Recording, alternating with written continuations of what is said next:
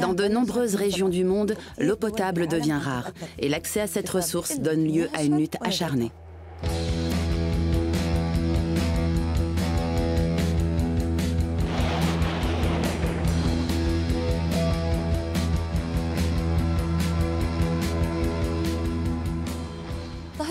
La métropole de Téhéran compte plusieurs millions d'habitants.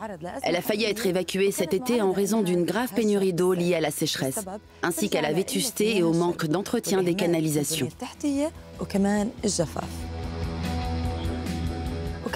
La ville de Kaboul risque quant à elle de manquer d'eau potable d'ici 2030 pour des raisons similaires.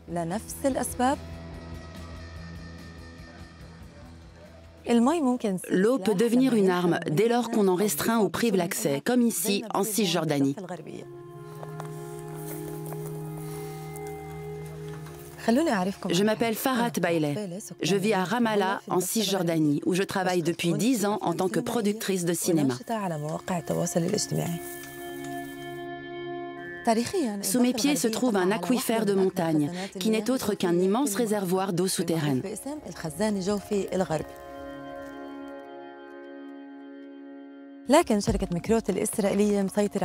C'est la société israélienne Mekorot qui en assure le contrôle. Mais cette eau potable est distribuée de manière inégale sur le territoire. Les Israéliens et les colons de Cisjordanie bénéficient d'un approvisionnement en eau par personne 5 à 8 fois supérieur à celui des Palestiniens.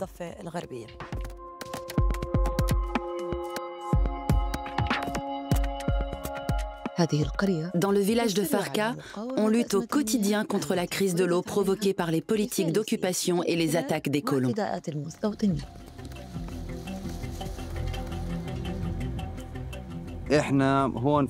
Nous sommes confrontés à deux problèmes majeurs.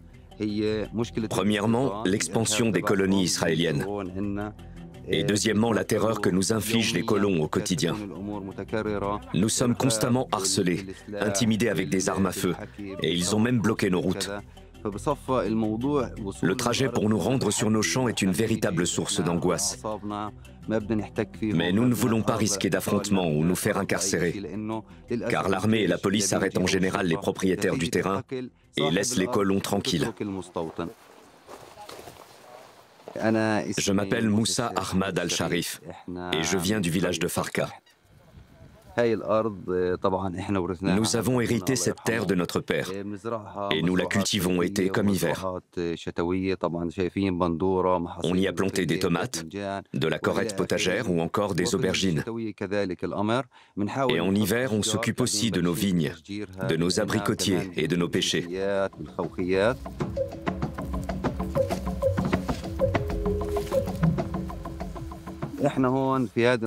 Malheureusement, nos champs se trouvent au-dessus d'une colonie israélienne qui s'appelle Shoval. Les colons nous menacent en permanence. Ils ont déjà confisqué près de 80% du territoire de notre village et nous ne pouvons plus y accéder. C'est notamment le cas de nos oliveraies, qui constituaient auparavant le véritable cœur de Farka.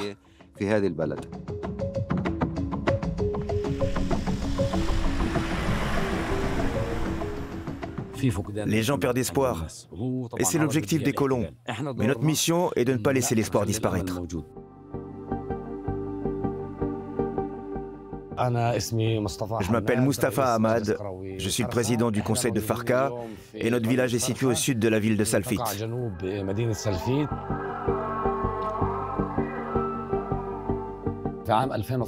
En 2018, Farka est devenu le premier éco-village palestinien. On a créé 230 jardins familiaux et une coopérative pour produire de l'huile d'olive bio. Elle est fabriquée selon des normes internationales très strictes, avant d'être exportée vers l'Europe.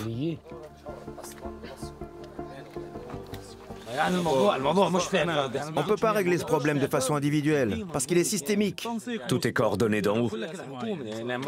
Leur ministre des Finances a dit qu'il fallait annexer la Cisjordanie et envoyer des colons pour voler notre eau et nos terres. Malheureusement, on n'est pas face à des colons isolés qui font appel à l'armée. Depuis peu, un gigantesque programme de colonisation, baptisé Grand Ariel, a été lancé pour séparer le nord et le centre de la Cisjordanie. Ce projet a été approuvé récemment et la colonie traverse déjà notre village. Bezalel Smotrich, le ministre israélien des Finances, a d'ailleurs annoncé son intention de contrôler l'ensemble de la Cisjordanie.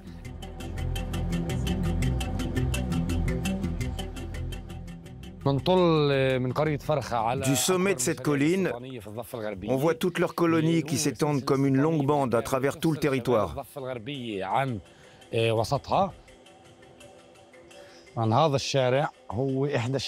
Cette route relie la colonie d'Ariel à un nouvel avant-poste situé tout près de notre village.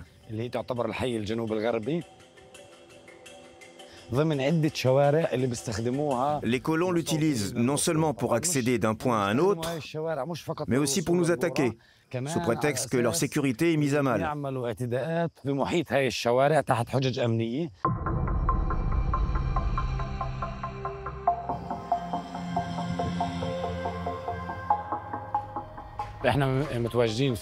Ce bâtiment en construction était censé devenir un site de production d'eau minérale. On avait reçu des subventions de la part des autorités locales. Et l'usine devait dépendre de la source d'Alianbou. Mais au début de l'année, les colons l'ont réquisitionné pour construire des piscines. Et depuis, ils nous ont interdit l'accès à la source.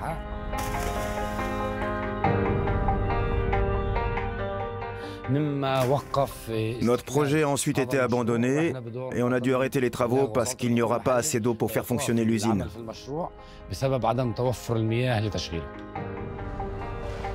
L'abandon forcé de ce projet nous a rendus très tristes.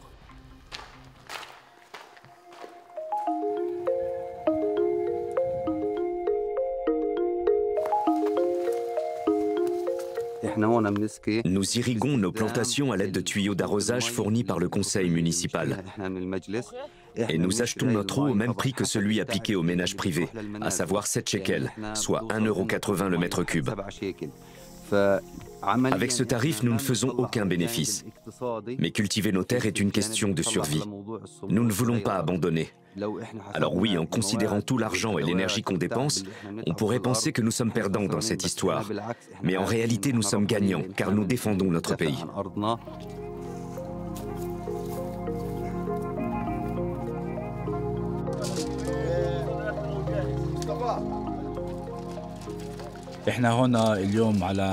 Aujourd'hui, on a entrepris toute une série d'actions avec des bénévoles pour sécuriser une autre source appelée Badran et la protéger contre les attaques des colons israéliens. On est aussi en train de développer notre réseau électrique pour que la source puisse être éclairée.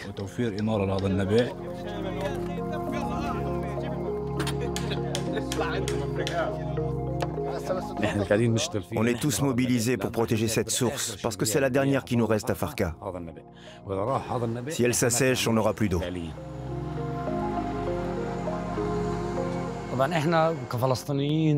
En tant que Palestiniens, on peut défendre notre pays en restant sur place et en cultivant nos terres. C'est d'ailleurs la chose la plus importante qu'on puisse faire actuellement.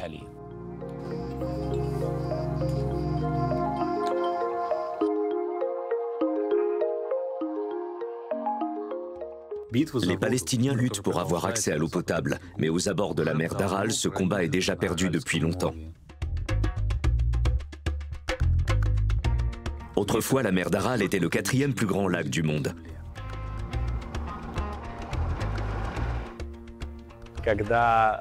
Avant que cette étendue d'eau ne soit asséchée, les premiers habitants de la région pouvaient la traverser en bateau.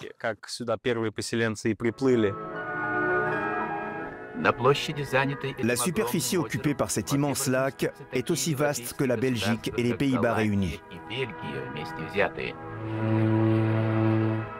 Le premier bateau à vapeur est apparu sur la mer d'Aral il y a plus de 100 ans. Il avait alors été transporté en pièces détachées à dos de chameau. Aujourd'hui, des centaines de bateaux sillonnent les eaux de cette mer très ancienne.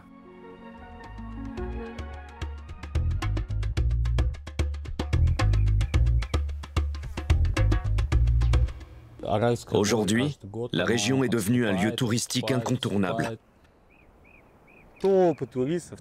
Les gens viennent ici pour se rendre compte de l'ampleur de la catastrophe.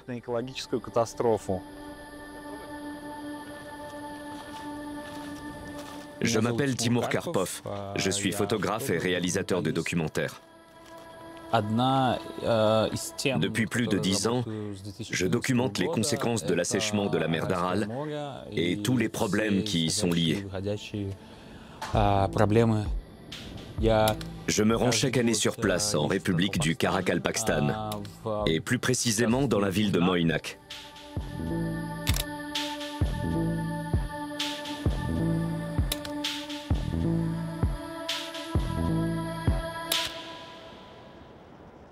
Autrefois, Moynak était un important port de pêche, mais à l'heure actuelle, sa population ne s'élève plus qu'à environ 10 000 habitants.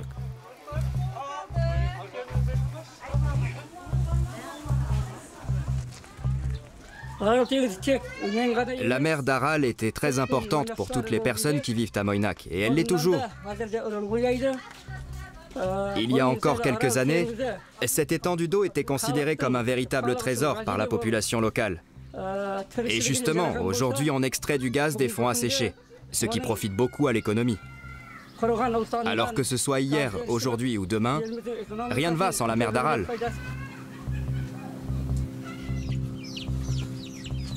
Avoir la mer d'Aral aux portes de la ville, ça devait être quelque chose. Quand les anciens en parlent, ça ressemble à un conte de fées.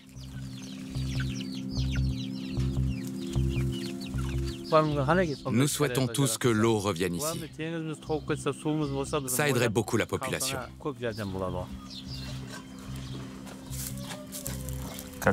Là où naviguaient autrefois des bateaux, est aujourd'hui organisé un festival qui s'appelle Stishia.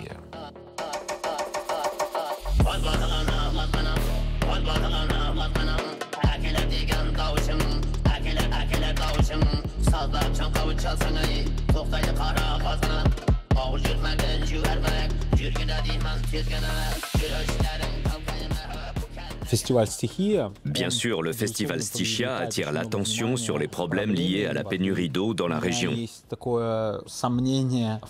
Mais je doute que les festivaliers comprennent vraiment ce qui s'est passé avec la mer d'Aral.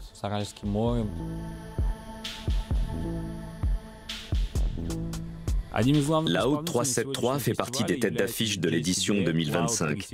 Ce duo de DJ est composé d'Aki et de Roustam. Ce matin, la yourte sous laquelle on est censé jouer s'est effondrée à cause de fortes rafales de vent. Là, il faut tout sécuriser. On ne peut prendre aucun risque. Attends, je vais m'installer autrement. Arrête de bouger. Désolé, c'est la musique. Je peux pas m'empêcher de danser. Le vent est un problème majeur pour la région, mais nous y reviendrons plus tard.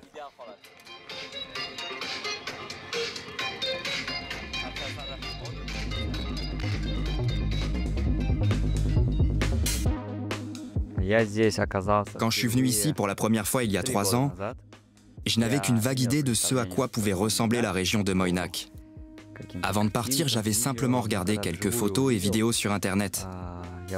Mais en arrivant sur place, j'ai été très surpris de constater de mes propres yeux l'ampleur de ce qui a disparu. Je parle de cette étendue d'eau. C'est triste. Ici, tout est sec. Déjà à l'école primaire, nos instituts nous ont informé que la mer d'Aral était en train de s'assécher. Je me souviens que la première fois que j'en ai entendu parler, je venais à peine d'être scolarisé. Pourtant, pendant 27 ans, j'ai cru que derrière les bateaux, il restait quand même un peu d'eau au loin. Mais maintenant que je suis là, je me rends compte à quel point je me suis trompé. On habite tous les deux à Tashkent, et là-bas aussi, il y a de gros problèmes de pénurie d'eau. La situation dans la région est désastreuse, et malheureusement, on ne sait pas comment y remédier.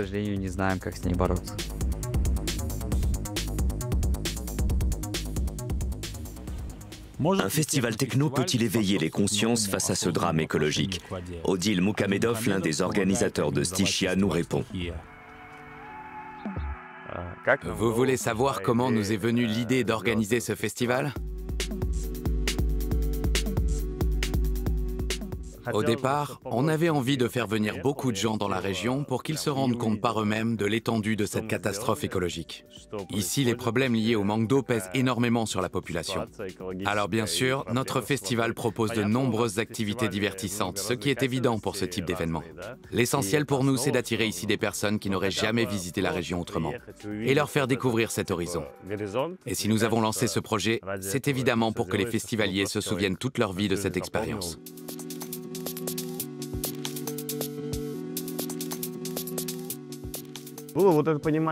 Avant même la première édition, on savait que le festival devait avoir lieu ici.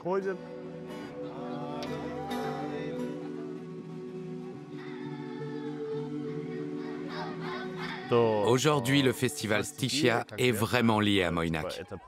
Il fait presque partie de la ville et est devenu indissociable de cet endroit.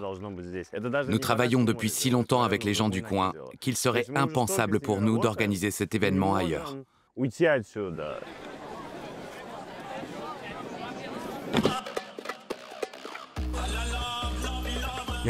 Pour constater comment la situation a évolué depuis ma dernière visite, j'ai dû rouler 4 heures vers le nord sur des chemins de terre avant d'atteindre ce qu'il reste de la mer d'Aral. Il y a encore 20 ou 30 ans, tous ces paysages étaient sous les eaux.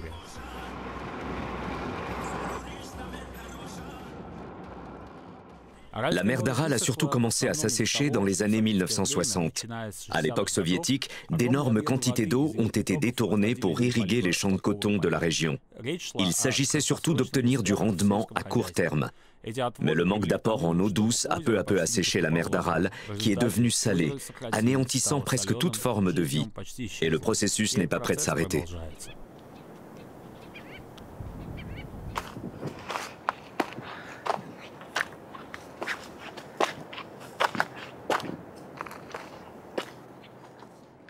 La situation est très triste, mais ces paysages sont tout de même à couper le souffle. Quand je suis venu ici pour la première fois en 2014, on ne voyait pas encore l'autre rive. Elle se trouvait beaucoup plus loin. Cette langue de terre n'était pas là non plus. L'eau s'étendait presque jusque là où je me trouve. Et de l'autre côté, on ne pouvait même pas discerner où elle s'arrêtait. Il y avait aussi beaucoup plus d'eau par là-bas. En 11 ans, la mer d'Aral a rétréci comme peau de chagrin.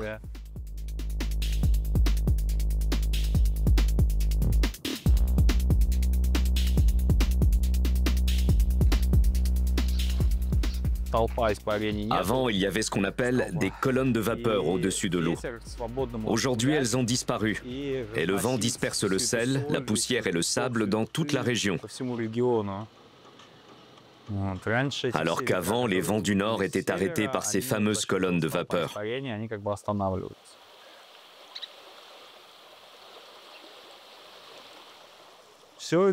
Depuis quelques années, le vent disperse le sel et la poussière du bassin de la mer d'Aral sur des milliers de kilomètres jusqu'à la capitale, Tachkent. Chaque tempête cause d'importants dégâts.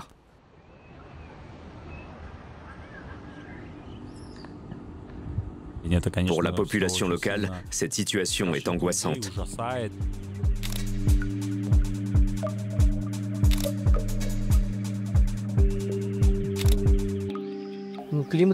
Bien sûr, tout le monde s'est rendu compte que le climat a changé. En ce moment, les tempêtes de sel et de poussière sont extrêmement violentes. Je me souviens encore très bien de la tempête de sel du 27 mai 2018. Elle avait même atteint la région de Noukous à 200 km au sud. Le lendemain, tous les arbres étaient recouverts de sel. Tout était blanc, comme s'il avait neigé. Les employés municipaux ont très vite nettoyé les arbres et ont enlevé tout le sel qui se trouvait sur les branches. Mais toutes nos plantations ont péri. Comme la tempête a eu lieu au mois de mai, il ne restait plus rien dans nos potagers une fois l'été venu.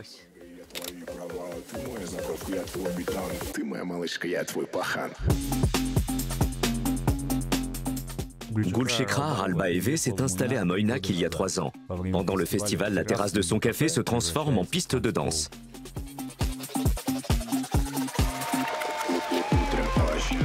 J'espère vraiment qu'en travaillant dur et en attirant beaucoup de touristes, la situation s'améliorera pour nous.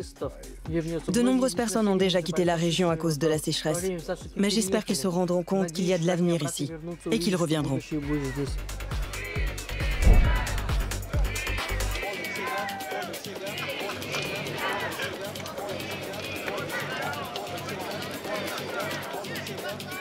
La techno a-t-elle un rôle à jouer dans ce contexte?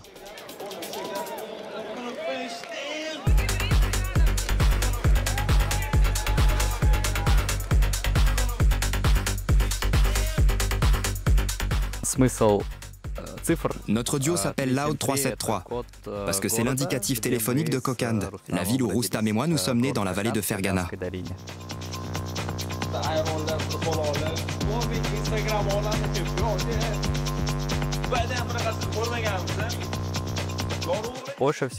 Ce qu'on aime le plus, c'est faire de la musique qui donne envie aux gens de s'amuser. Mais aussi qui nous amuse nous. En vrai, on fait la musique qui nous plaît.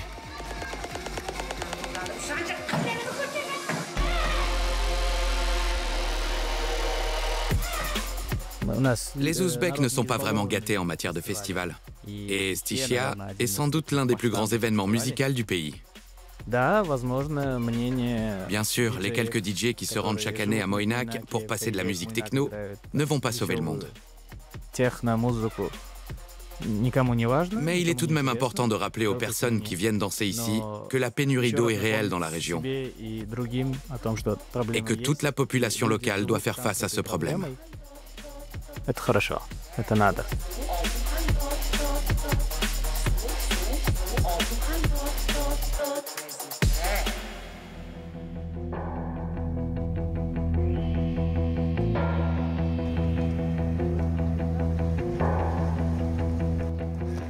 Je m'appelle Anna Joukovietz, je suis une journaliste germano-ukrainienne et je réalise régulièrement des reportages depuis l'Ukraine pour Traxist.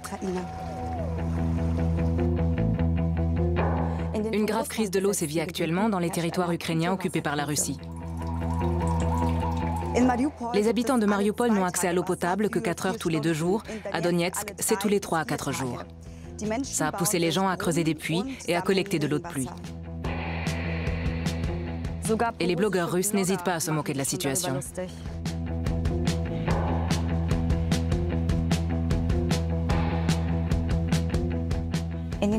Les médias d'État ont récemment diffusé des vidéos d'enfants qui demandent de l'aide à Poutine. Chaque matin, j'espère que de l'eau coulera de notre robinet, mais rien n'en sort. Monsieur le Président, nous croyons en vous. Venez en aide aux enfants du Donbass. Oncle Poutine, vous êtes l'homme le plus important au monde.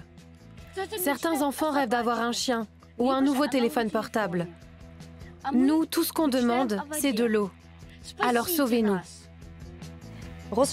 Les médias russes et les représentants du Kremlin rejettent la faute sur l'Ukraine et affirment à tort que Kiev exercerait un blocus de l'eau. Le plus grand défi auquel nous sommes confrontés est l'approvisionnement en eau. Et le problème est devenu encore plus grave depuis que l'ennemi a mis en place un blocus sur cette ressource.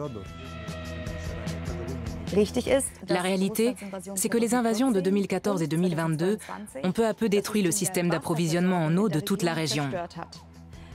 Notamment le canal Siversky-Donetsk-Donbass, long de plus de 100 km.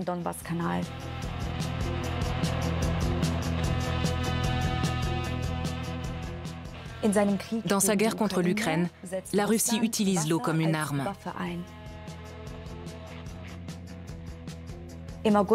En août 2024, énormément de poissons sont morts dans la Seym, une rivière russo-ukrainienne. De grandes quantités de produits chimiques, comme de l'ammoniac et des nitrates toxiques, auraient été déversés dans l'eau sur le territoire russe. Depuis, l'Ukraine soupçonne la Russie d'avoir délibérément pollué la rivière. En juin 2023, une explosion s'est produite sur le barrage de Kakhovka, occupé par la Russie, entraînant sa destruction.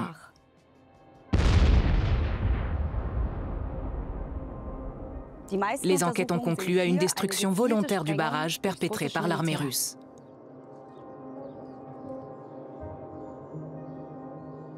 Les eaux retenues par le barrage ont inondé de nombreuses localités, y compris dans la zone occupée par la Russie. On ignore encore combien de personnes sont mortes suite à ce drame. Les estimations parlent de plusieurs centaines de victimes. Des milliers d'animaux aussi ont été tués. Du carburant, des pesticides et d'autres polluants ont été emportés par les flots et se sont déversés jusqu'ici, dans la mer Noire.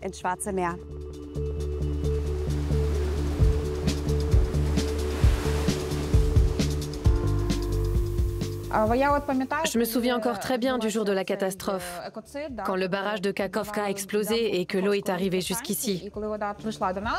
On a tout de suite prélevé des échantillons d'eau et constaté une forte baisse de la salinité. Dans les zones inondées, on a aussi mesuré un fort taux de zinc et d'arsenic, deux produits extrêmement toxiques. Et toute cette eau polluée s'est ensuite déversée dans la mer Noire. Des caisses militaires contenant du carburant et des grenades se sont aussi retrouvées au fond de l'eau. Et on ne sait pas si elles resteront étanches. Je m'appelle Lulia Kotelnikova et je suis chercheuse au Centre scientifique ukrainien d'écologie marine.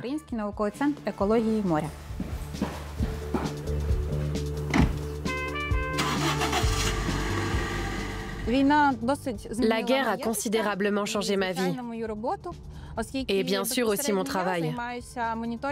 Normalement, je suis chargée de surveiller les déchets rejetés dans la mer, dans les rivières et sur les plages. Mais aujourd'hui, c'est impossible pour moi d'accomplir la plupart de mes missions, parce que la mer Noire est minée.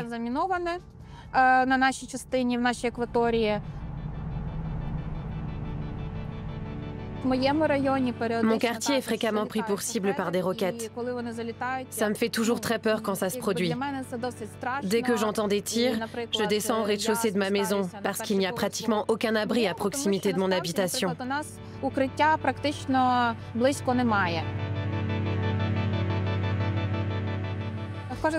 On est tous touchés par cette guerre. Parce que les frappes de drones, de missiles et les bombardements sont quotidiens.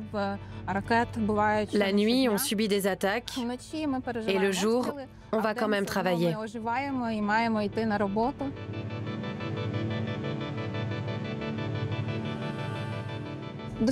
Avec mon équipe, on mène régulièrement des études.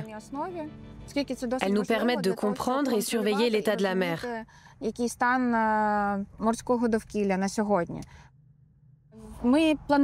Aujourd'hui, on va prélever des échantillons d'eau à deux endroits différents, sur la plage d'Arcadia et au Cap Mali-Fontane. J'espère que les résultats qu'on obtiendra seront à peu près dans les normes.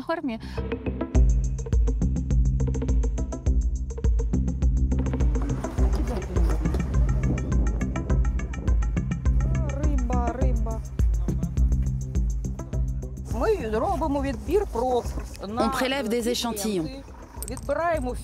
On va ensuite analyser la présence de pigments, de phytoplancton, de zooplancton et d'indicateurs chimiques dans l'eau. Et aussi la teneur en oxygène. Et l'hydrochimie.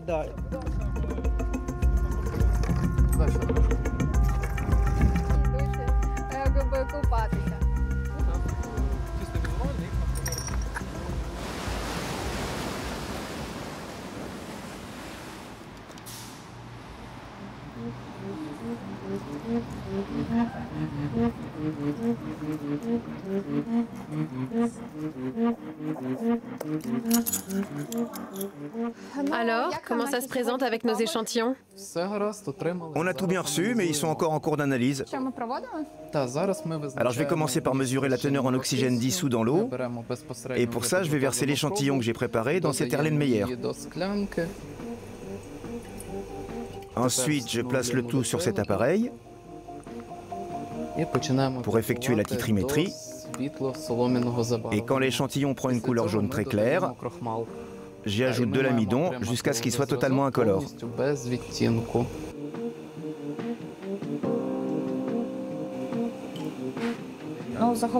Dans l'ensemble, les résultats sont plutôt bons. On n'a constaté aucun changement drastique par rapport aux précédentes analyses.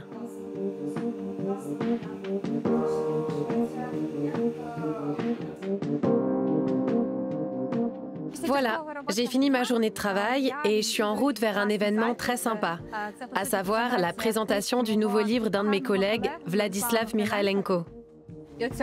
Il va aussi réciter quelques-uns de ses poèmes, dans lesquels il parle de ses sentiments et de l'impact de la guerre sur l'environnement marin.